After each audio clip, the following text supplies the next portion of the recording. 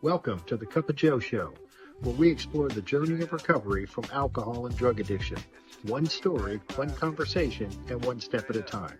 I'm your host, Joe, creating a safe space for honest discussions about the challenges and triumphs of addiction and alcoholism. In each episode, we'll hear inspiring stories and uncover tools that make healing possible. Sobriety is not a one-size-fits-all journey, and you don't have to face it alone. Recovery is possible, and it's worth it. Thank you for joining the Cup of Joe Show. Now let's get started.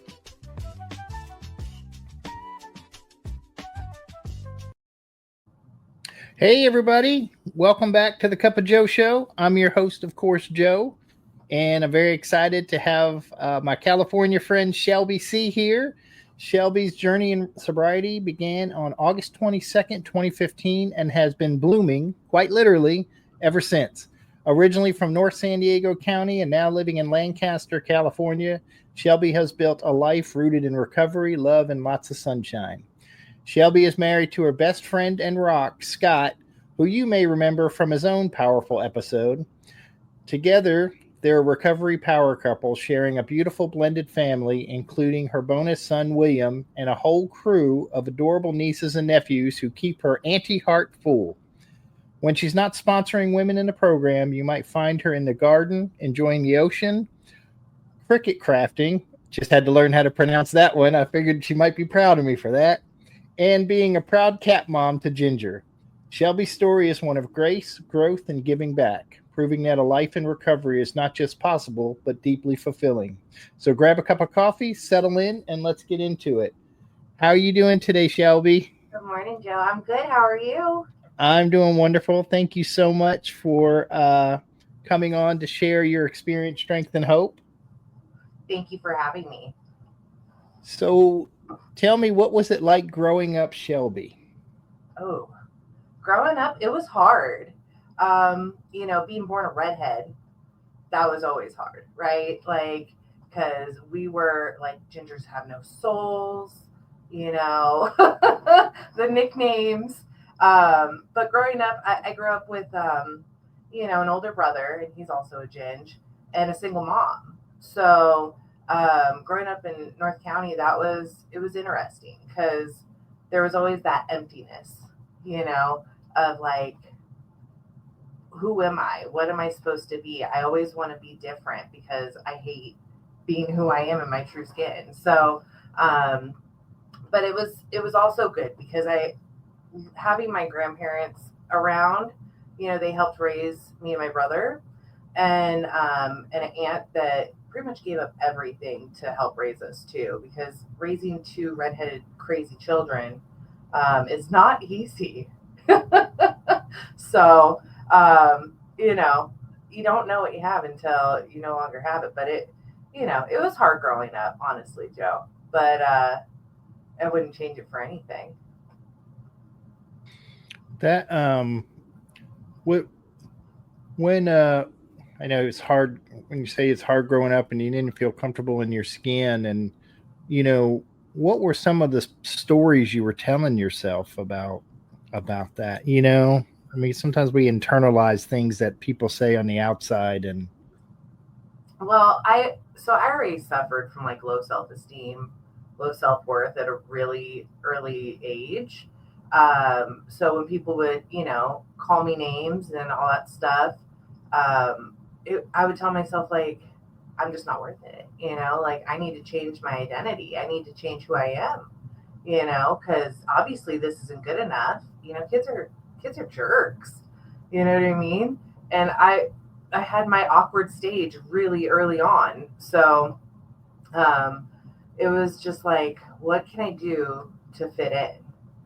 How can I fit in? Because I have the image of, well, I have a single mom, and I don't have the whole happy family white picket fence dynamic. I'm my brother's little sister. I'm always named by something else. So I have to make a name for myself. And you're going to hear about that. So how did you make a name for yourself? Well, that came later on. I hear you. That came way later on because, it was hard. Growing up, it was, my dad, he was an addict, and he was absent out of our lives, for most of our lives, except for when I was 8. And I told my mom, I want to go live with my dad, like, because it was an abusive household, mentally, physically, emotionally, from what I remember, right? My stepdad wasn't the best. Um, and so I said, I want to go live with my dad. So I would always find my dad, even though he's like us. And like, we know how to run, man. We run from everything. And so I found him, and my mom was like, okay, here you go. But,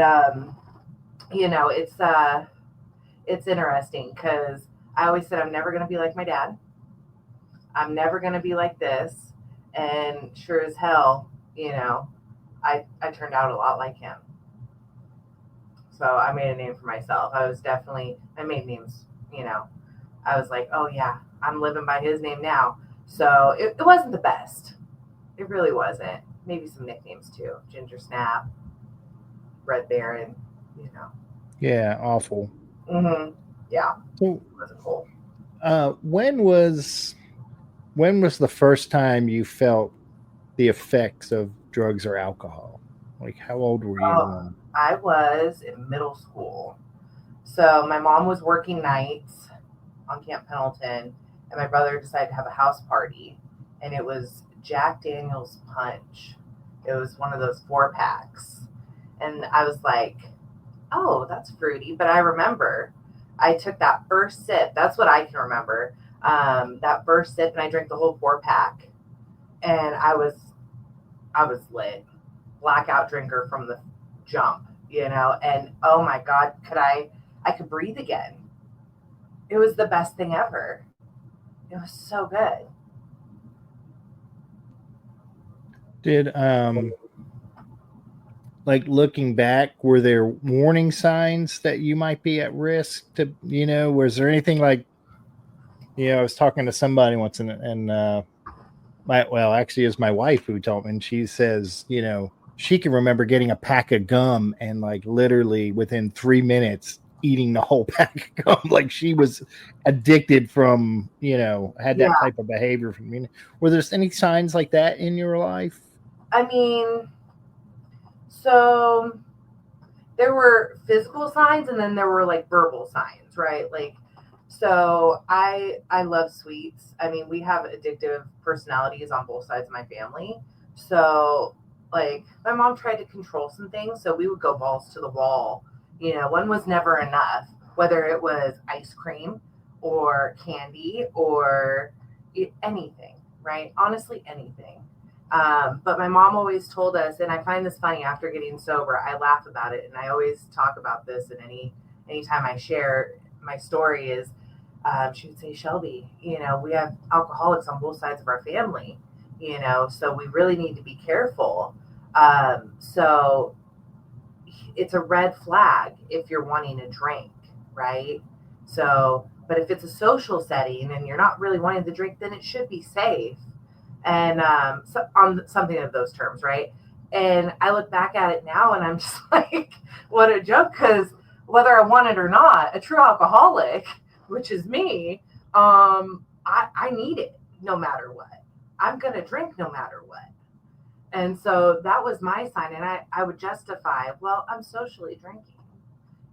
Here's your sign. Like, it's fine. So those were all the signs that I saw. We one was never enough, no matter what it was. And you could tell me, oh well, it's social, but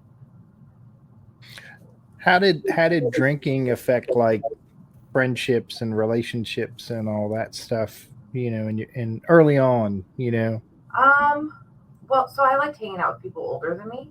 So, and I was always much more mature than all my other friends. So, I'm always trying to fit in and like make a name for myself. And I'm not just Steve's little sister.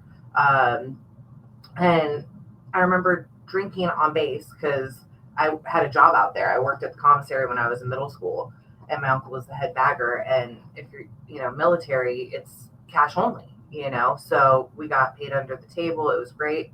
My cousin worked there, and all the older friends, and it was very, all different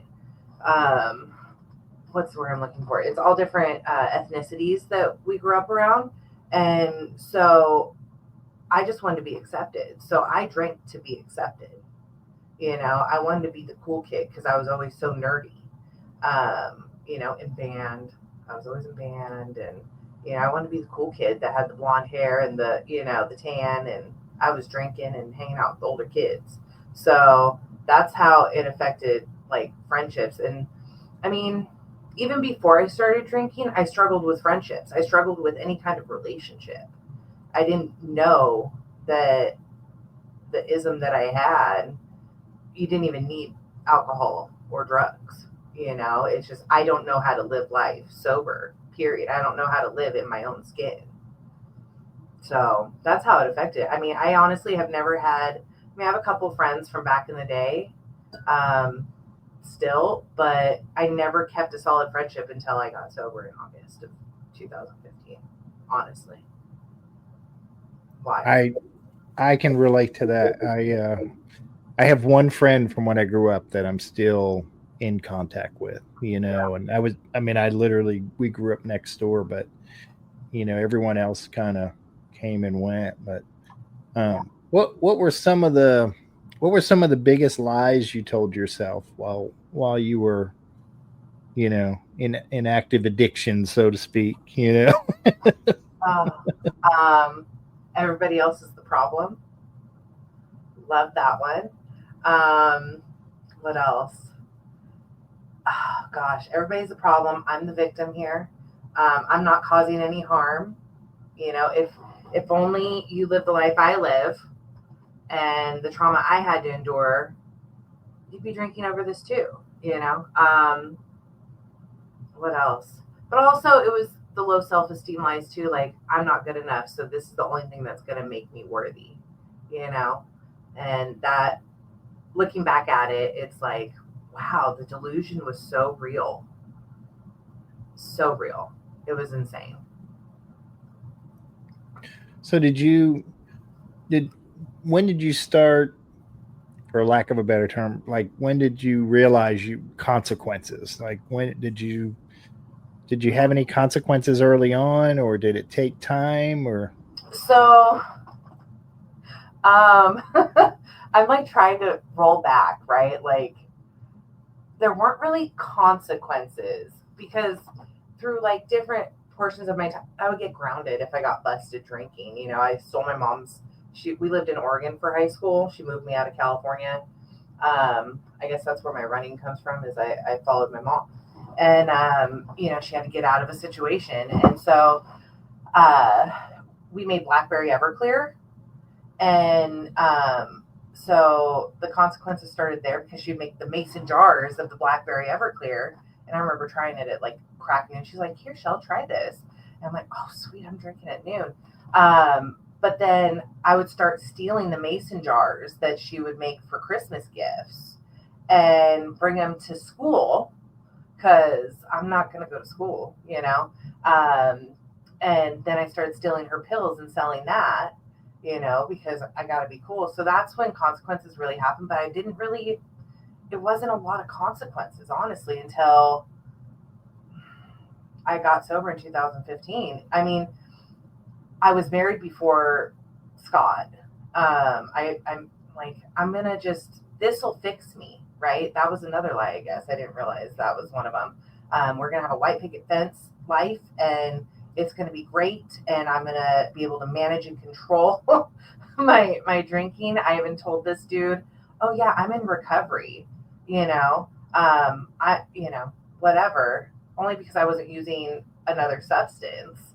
But I'm going to Thirsty Thursdays at the sports bar, and Monday through Saturday I'm out there drinking. But I'm in recovery. I think you're drinking too much, dude. Like the insanity in the Delulu I lived in was insane. But the consequences, I ruined a marriage. I can only take part in what I did, right? There were consequences to that by me drinking and using. It brought a lot of damage to that, and my family started really thinking like, what's wrong with you? I got cut off from my grandpa for a little bit because I had a lot of anger issues. I'm a very angry person, Joe. on the natch. But not a lot of people think that. But I really, truly am. It takes a lot of work to like keep that at bay. And so I went off on my mom one day telling her how bad of a mother she was. And if only she was, you know, as like warm and soft as my dad, you know, I think, you know, just awful things. And so my grandpa got wind of that. He was like, until you get into therapy and get some help, you're not welcome up here. Those were my kind of consequences. Nothing like, you know, you're cut off from the family completely, but hey, you're the problem here. You need to get some help. That was about it until 2014, Christmas of 2014. That's when the real consequences started happening. I still couldn't even realize that because I was so drunk and just high. Like I was full flight from reality, honestly. That's when it really started happening, was Christmas 2014 were the consequences. I mean, can I ask you what happened on Christmas 2014? Are you okay talking about absolutely. that? Okay. It's a huge part of my story. You know, that brother of mine, we've always had a strained relationship, but my ex-husband, who was my current husband at the time, he loved to call my family when we were fighting, and whether I was drunk or not. And so Christmas morning, we were fighting. And of course, I was coming down and fiending and needing a drink, needing, you know, something. And so he called my family and like went out there. And then my brother came on base, and I'll never forget it because he's 3 years older than me. We have a odd relationship, and he was crying. He just said, "I want my little sister back." And I said, "I'm right here." But the whole time I'm thinking, you know, I need a hit. I need something to make me feel better because I am just crawling in my skin. And I ruined Christmas that year. You know, my brother's almost wife at the time, he was, you know, engaged to his wife now, was about to have a baby, you know, and she was pregnant. And I'm like, well, I'm gonna get right for this baby because I'm gonna be an auntie for the first time to my brother, you know, and it just kept getting worse and worse, and I just kept going down that slippery slope of alcoholism and drug addiction, and ever since that time, it was just worse and worse. And my grandma had to tell me, like, Shelby, you can't come here, you know, like, you are the problem. I was like, Steven's the golden child. I'm always the black sheep. Da da da da da, you know, and just like making it just all about me, that you're the bad guy. I'm not the problem here when I'm clearly insane. And it's just like, it just got worse. And so month by month, each family member had to cut me off. And because they couldn't see what I was doing to myself, it hurt them too much, you know? And then the only family member at that time that I grew up with was my Aunt Judy. She would come down from San Francisco because I was, you know, looking like Puss in Boots and like E.T. My skin was getting gray, and my brother had cut me off. My mom had cut me off. My grandparents wouldn't let me around the house and family functions. And my Aunt Judy would come down and just feed me. And she would just meet me where I was. You know, she would say, let's go out to lunch. Let's go eat. And she was like, what do you want? And we never drank alcohol. Like, when we were at restaurants, it was always like a water or a soda. And I'm like, I need a martini, or I need a margarita or something. And she would let me get it because she knew I was struggling so bad. And I'm really grateful for that because she remained in a position to be helpful to me. And it really helped when that time came in 2015 of like, okay, Aunt Judy, I need help.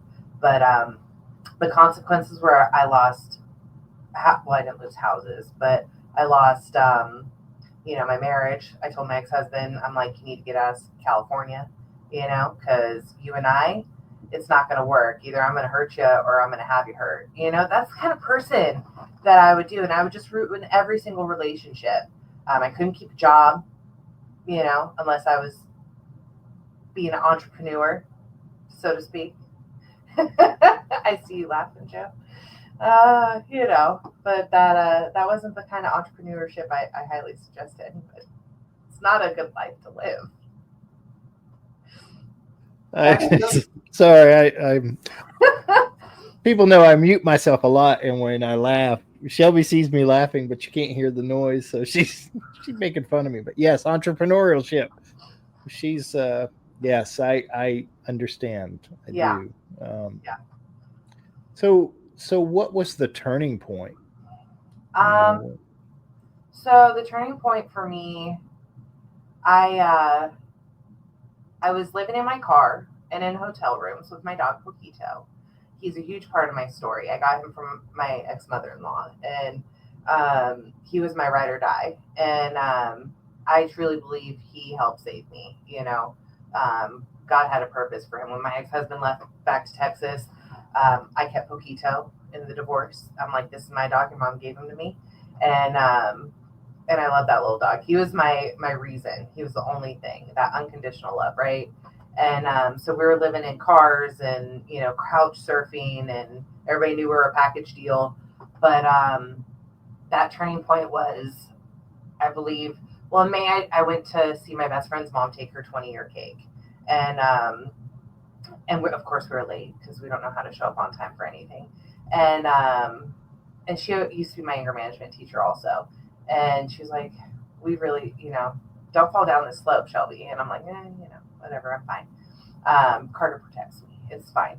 But finally, I was in my car, the car that I bought for my brother. It was a lemon. And I just wanted to die. I had nothing left. My family didn't want to talk to me. My friends weren't wanting to be around me. And I don't know how many substances I put in my body. I know I drank over a bottle of vodka. I popped pills. I had amphetamines and mice and stuff.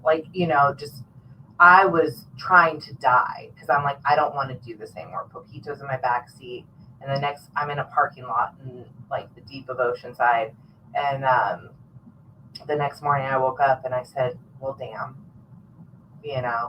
I didn't want to wake up. And so I called Miss Amy and I told her I needed some help. And she was like, well, one, why don't you stop hanging out with my son? That might be a good start, because we were running amok in the streets. Like, he was my brother's age, and they knew each other from high school. And we were best friends since he got out of the army, and we ran amok for a long time. And I was like, oh no, he protects me, Amy, I swear. And she's like, okay, well, why don't you try to stay sober for today? And I'm like, how the fuck do you do that? Like, I don't know how to stay for 5 minutes. She was like, just try.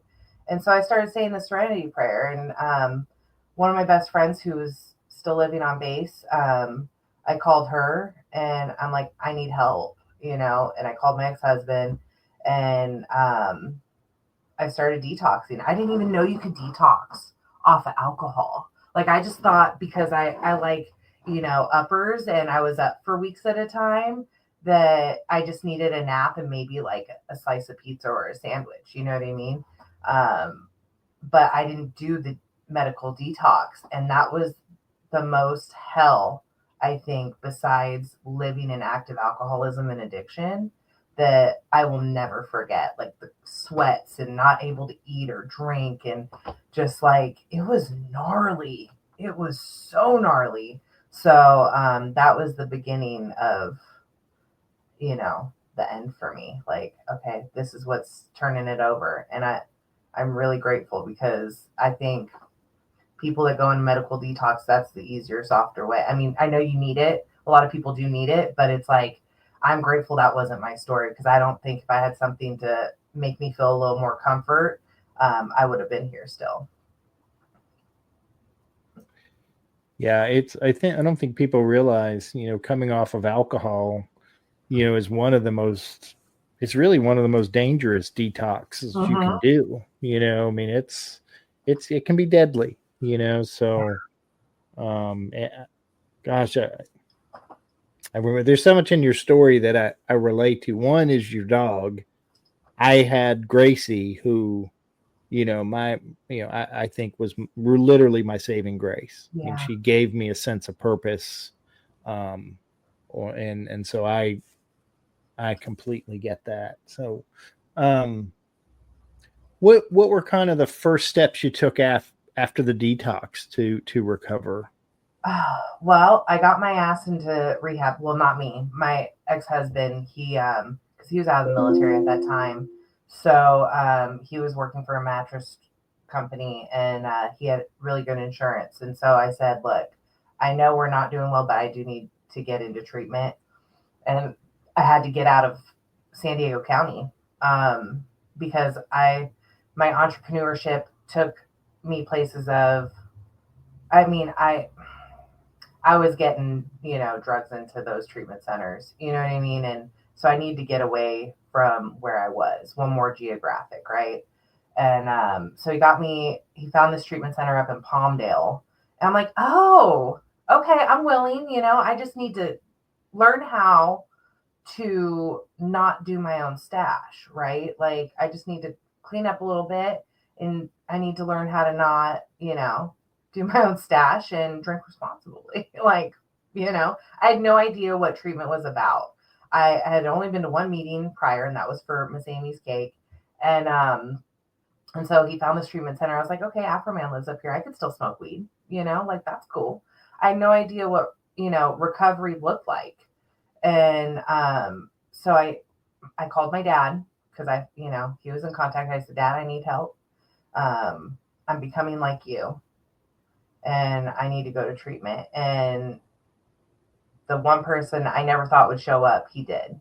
And so he picked me up. Of course, he was nodding off when he met me and Poquito. And he brought me to Palmdale and dropped me off to this treatment center. And they gave me this blue book, and I'm like, what the hell is this?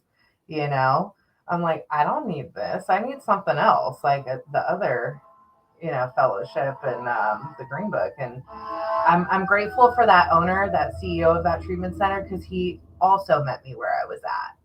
And he spoke the language of my heart and where I was and was able to make me feel a little comfort, because I'm crawling in my skin. I don't know how to live in my own skin. And mind you, it's pretty uncomfortable because it's a freaking mansion and I've been living on the streets for a year, right? I'm like, I don't belong here. And all these like trust fund babies, and there's me. I'm not any of that. I'm just a military wife that, chose the street life instead of, everything else that I could have done with my life. So that was the first step. And then after that, it was going to meetings. We had to be, shuttled to meetings and stuff in that treatment center. That was a requirement, and also doing step work. And I'm grateful for all of those things. But I do remember in a group in that treatment center, all these kids are trust fund babies and entitlement. And I'm at my lowest, right? I came in with 2 bags. I had to give my dog to my dad to watch. And me and Poquito, that's, I'm like, can I please have my dog here? Like, this is my everything. This is all I have. And they said, what is it that you want in life? And people are like, oh, I want to have, access to my trust fund. Oh, I want to have access to, my family, all, material things, whatever. And I remember this so clearly and vividly is I went up to that whiteboard and I just want to be free. That's all I want. I didn't know what it looked like. I didn't know what freedom looked like. I just wanted to be free. And that was the stepping stone, I think, to really getting down to the nitty gritty and working towards being free.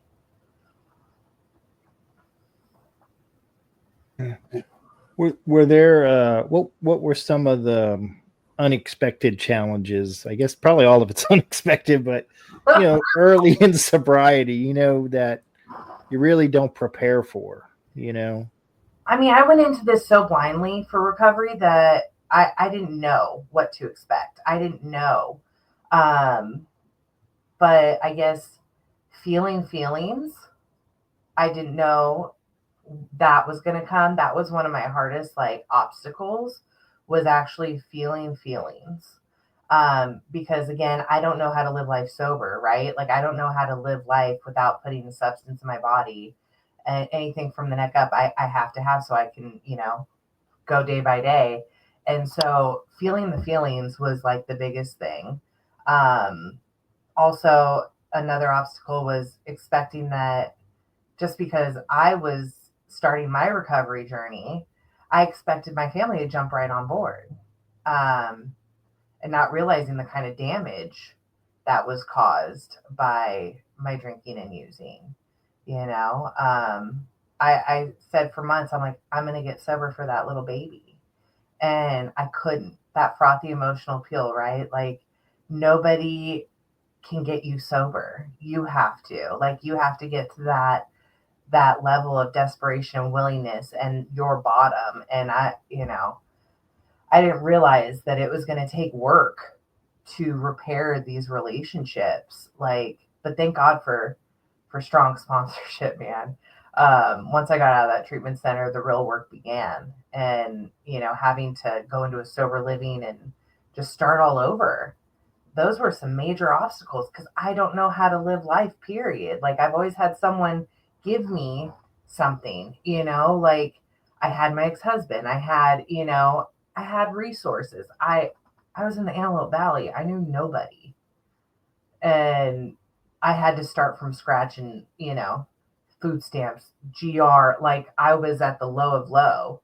So those were some of the obstacles I really faced that really showed me like how willing am I and how far am I willing to go to do this recovery thing. Because ultimately I told my ex-husband, he gave me the ultimatum, I'll give you alimony as long as you do this program for 6 months. I'm like, bet.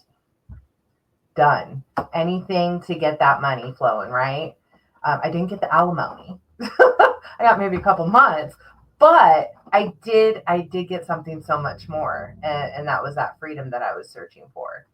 And that sense of purpose, and a whole new version of Shelby that I didn't even know could exist. How did you begin to or what was kind of the process of rebuilding the trust with your family? I know it was work, but what was some of that like? Well, it wasn't easy, because when we start recovery, some of those relationships don't get rebuilt. They don't get to be, it takes time, right? And I'm so grateful for the amends process because it's not just about our words, because my words didn't mean shit to anybody, because I was always a liar, even before I was in recovery, before I ever took a drink or a drug, any mind altering substance. I lied. I was a liar, cheat, and a thief. So to have to repair a lifetime of that, because I got sober when I was 28, about to be 29. It's interesting. My sobriety date's actually my brother's belly button birthday. And I didn't even try to do that. And so it's like, how do I repair something with so much damage? And it started with, just calling my mom, calling my grandparents, because my mom was in Washington State. My grandparents were still in San Diego.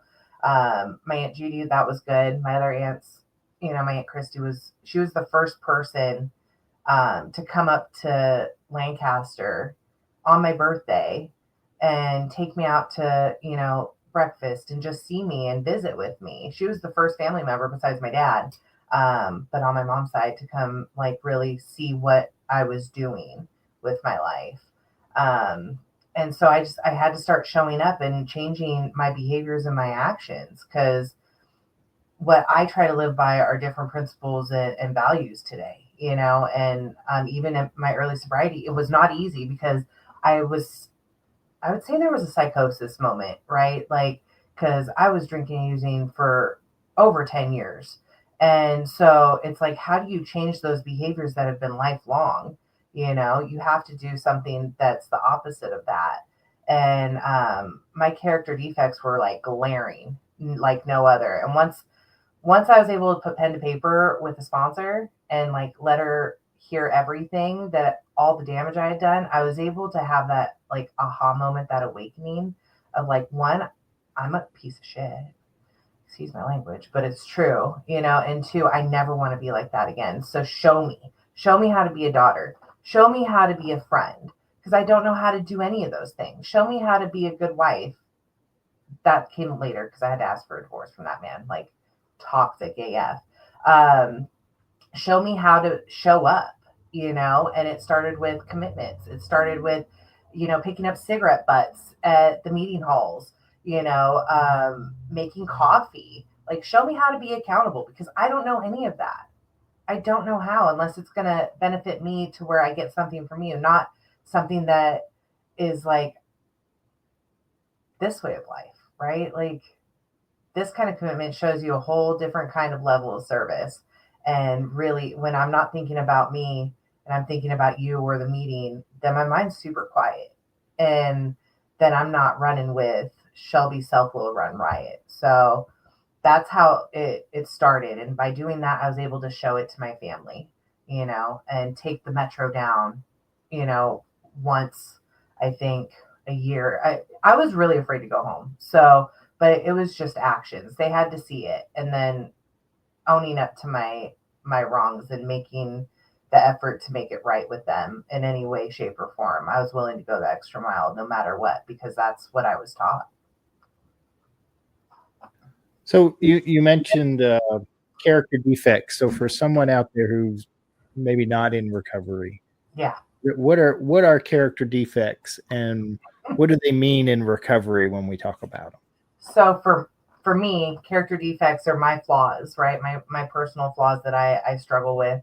I'm bringing it down to layman's terms because it's like, if you're not in recovery, you don't know, right? So for a normie, it's like, these are the things that bring me down, on an everyday level. And I have to do the opposite of what it is. So I'm super selfish. So I need to be selfless. That's what it means. I am like, I'm super dishonest. I need to practice honesty in my life. And not in a way of like, I struggle with this because I'm very black and white. So it's like, I have to have a little tact with it, right?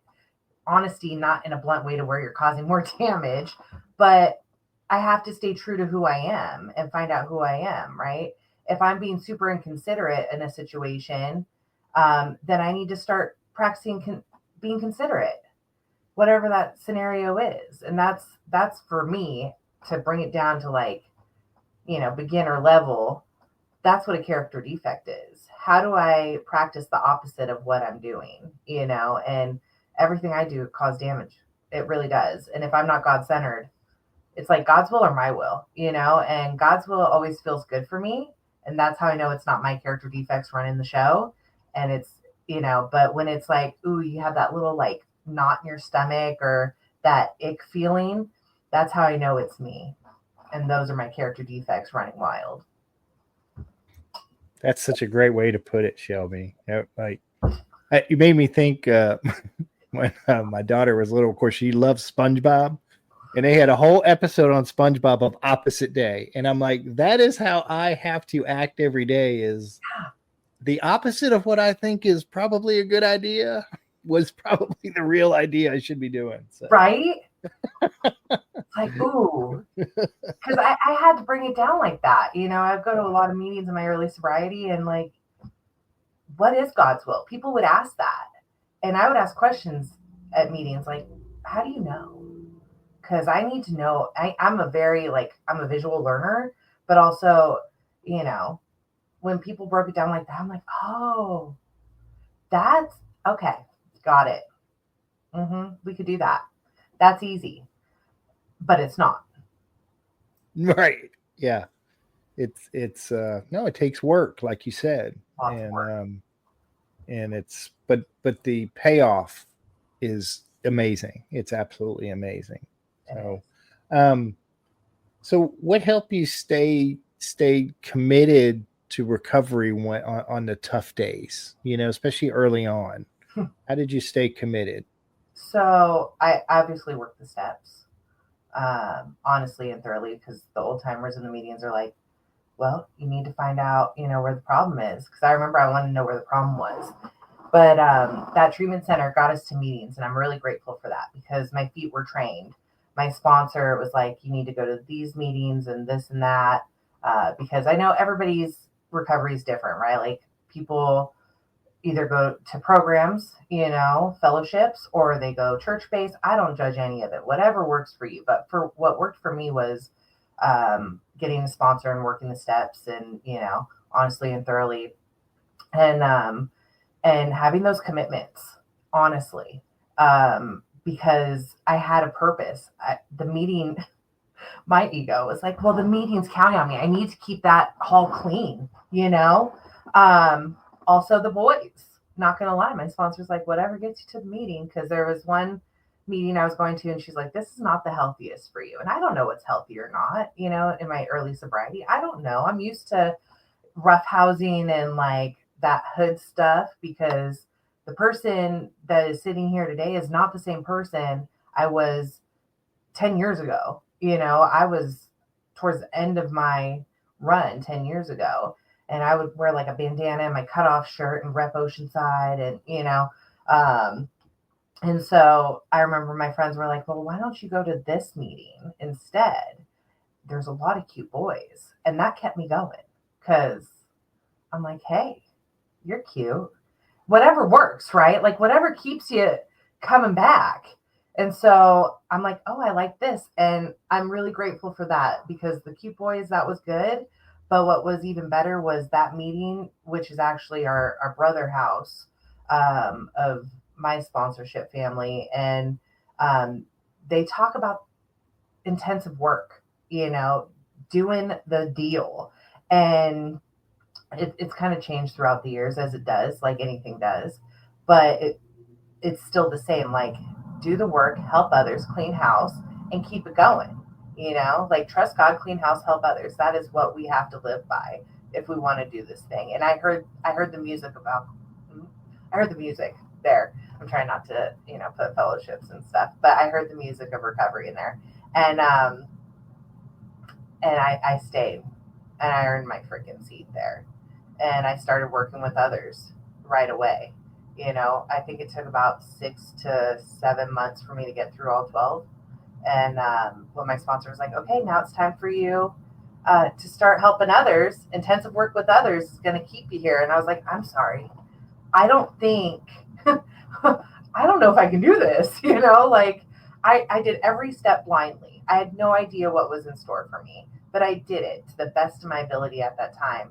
And she's like, well, now it's time to give it away. I was like, I don't think I can't share like that person does, I don't know how to cry. And she was like, Shelby, your story's not going to touch everybody, but it may touch somebody, but you need to be able to share. Stop being selfish. I'm like, rude. Okay, I'll try, I'll try.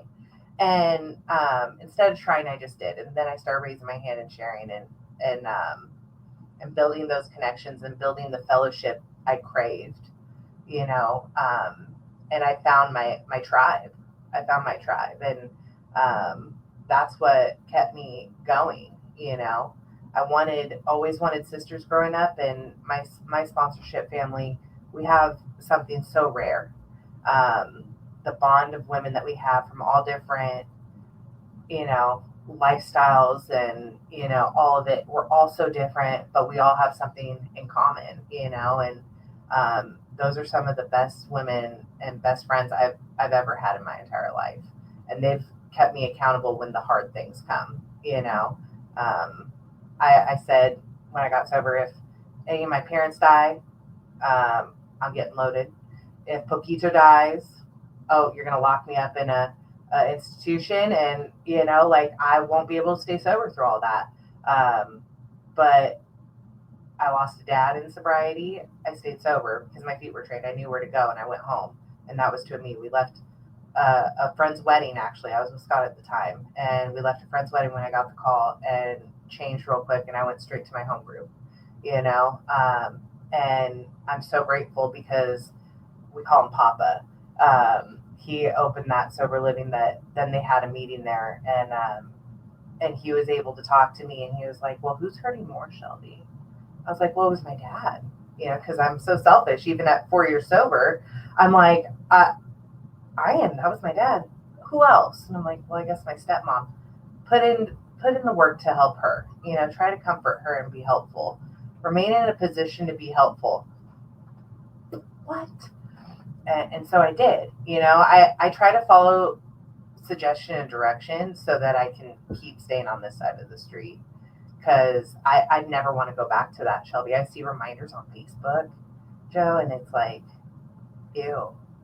There's no life in that person. There's no joy. There's no nothing. So I'll keep doing what I need to do here to stay. And that, no matter what, I will do whatever my sponsor suggests I do, because this is life or death for me. Shelby has a really cool shirt that, of course, you all you can't see, but it says "Girl Gang," and I know it's support your sober girl gang. Yeah, it's a really cool shirt. So I'm grateful. I'm in the same. I have such an unbelievable group of men, including your husband, who have just they saved my life, and continue to teach me how to live. So I just think it's the fellowship, with other human beings is so important. So important. It really is. So what are some of the best things that have happened to you since you've been sober? Okay, so I love sponsoring women. I hated women when I gotten sober and in recovery. My sponsor had teach me Team Girl, but I love seeing the light turn on into other women, and seeing their lives transform because of doing a few simple things, right? Like that is my ultimate thing, because if I don't have that, I don't have anything else, right? I don't have the outskirts. But I was able to meet my best friend, my husband, in the rooms, and build a really beautiful life with him. He, like in the intro you said it, he's my rock. Like I always said I'm never getting married again, right? I'm gonna live that single life forever, because one, I'm good. Two, I'm not gonna be my mom. And that was my thought process early on. But we were able to buy our house last year. He said it too, but homeless to homeowners, like how crazy is that for somebody that lived a life like I did? Because, I lived in cars, I lived in unstable areas, so becoming a homeowner has been really great. Repairing the relationships with my family, that has been one of the biggest gifts, because Scott and I were talking the other day, and he's like, what do you want to do for your 10?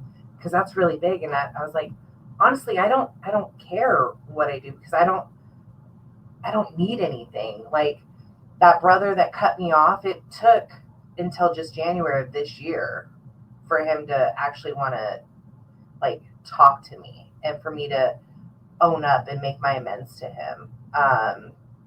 And so getting to repair that relationship and regrow that's been huge for me.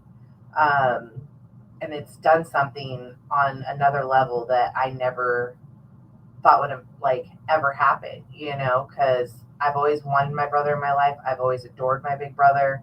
But I was in full on acceptance, and I'm like, God, you're in charge here. And I'm okay that he's not okay with me. I did the damage I did, and he's got to protect his family. Right.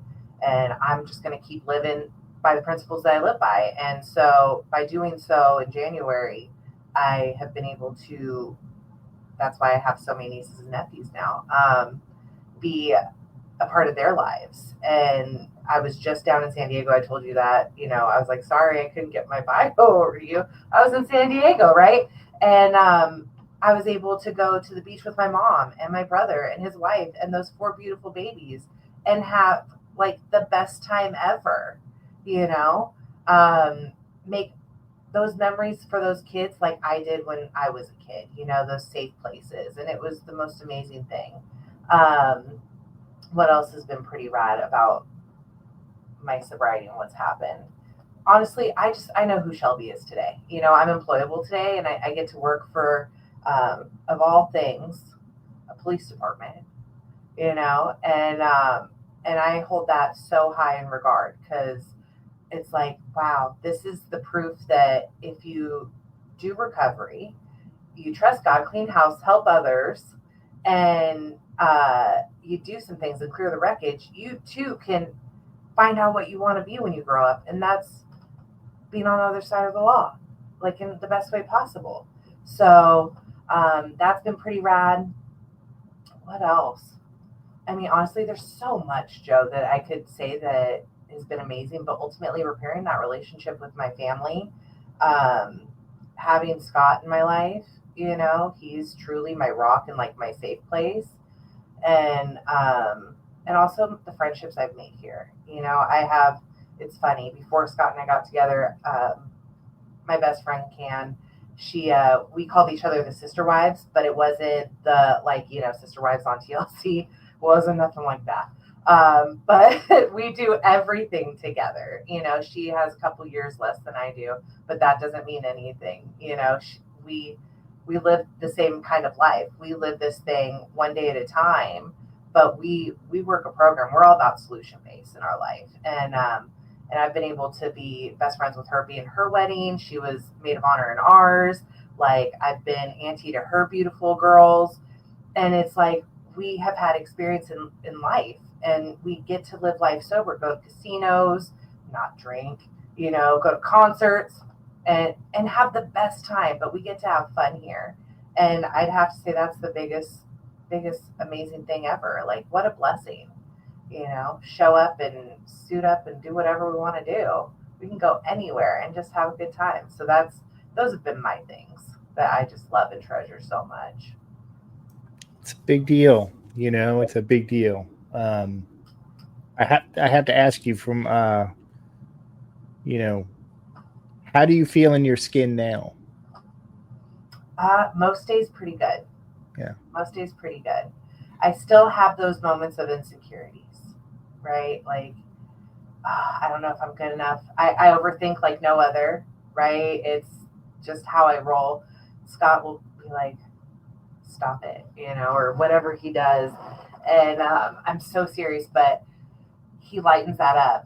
But most of the days I'm pretty comfortable in my own skin. I'm aware of what needs to be done so that I can feel comfortable. And when I'm not meditating, not doing what I need to do, because our sponsorship family, it's grown tremendously because of the girls I sponsor, and they now sponsor, and it's beautiful. We have a group chat, and I actually use those quotes that you send me to like guide my meditation for the morning, and start, like my to-do list, my intentions, all of that. If I'm not doing those, because I have intentions, affirmations, gratitude, what else? There's another one, but if I don't do that, I'm not feeling good in my skin that day. You know what I mean? But it's usually I have to get with God. That 11th step is just like where I'm at, like if I'm not one with God that day, I'm not comfortable in my own skin, and I'm not going to be very helpful to anybody. And of course, Scott has to deal with that wrath sometimes.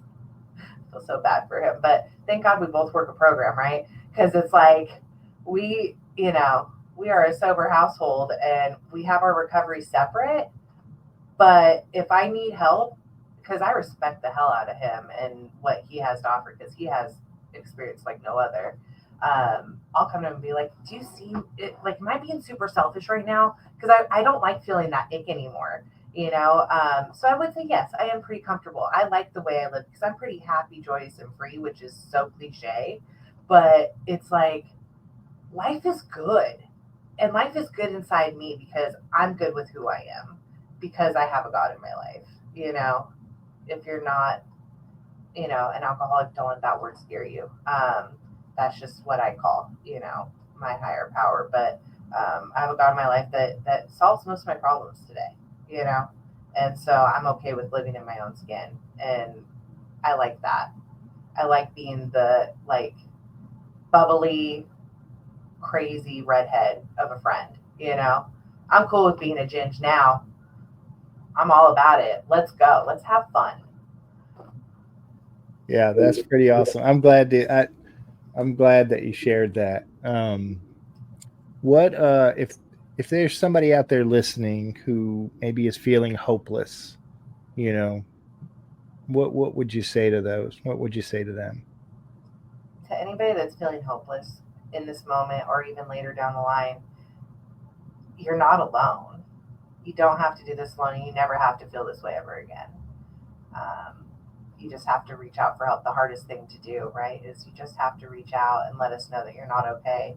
And we'll love you until you can love yourself. Come on home.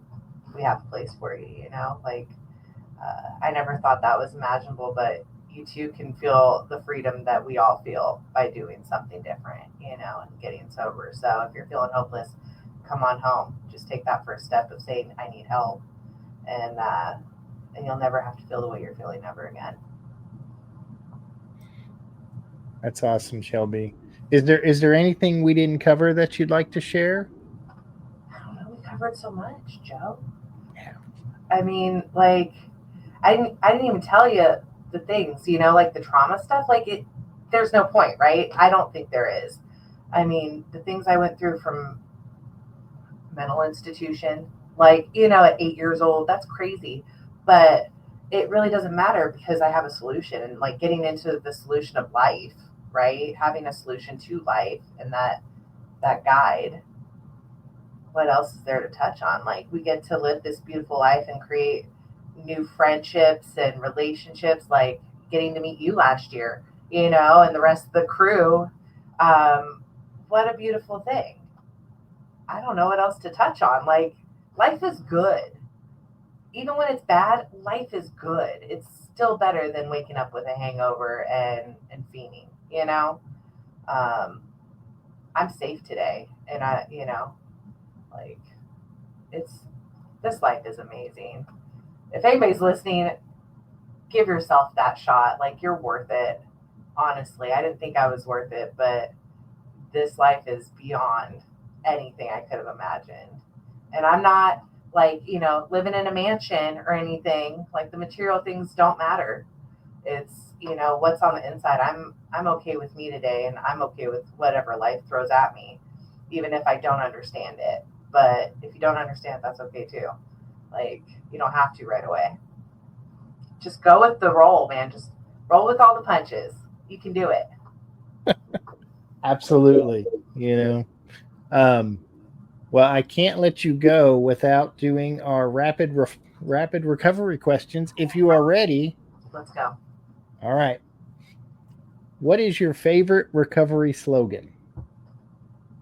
Oh gosh, rapid. This is not rapid. Recovery slogan. God is everything or he is nothing. What is your least favorite recovery slogan? Just don't drink no matter what.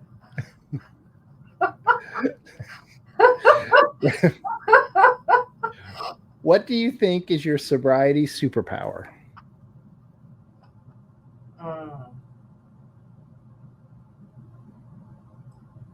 Constant thought of others. If you could say one thing to your former self, what would it be? I'm proud of you. What song do you play to lift your spirits when you need a boost? It's Lauren Daigle. I think you know what song. You Say. I don't know the name, but I know the song because I love Lauren Daigle. I think she's amazing. That song, when I was questioning God, I'm like, because my dad died and, you know, all that stuff, and I realized that God had to get bigger, you know, and that song helped me get my God to be bigger, you know, and that song is on my rotation. I'm like, okay, I hear you, God. So You Say, for sure. Yeah, if you could grant yourself one wish to help with your recovery, what would it be?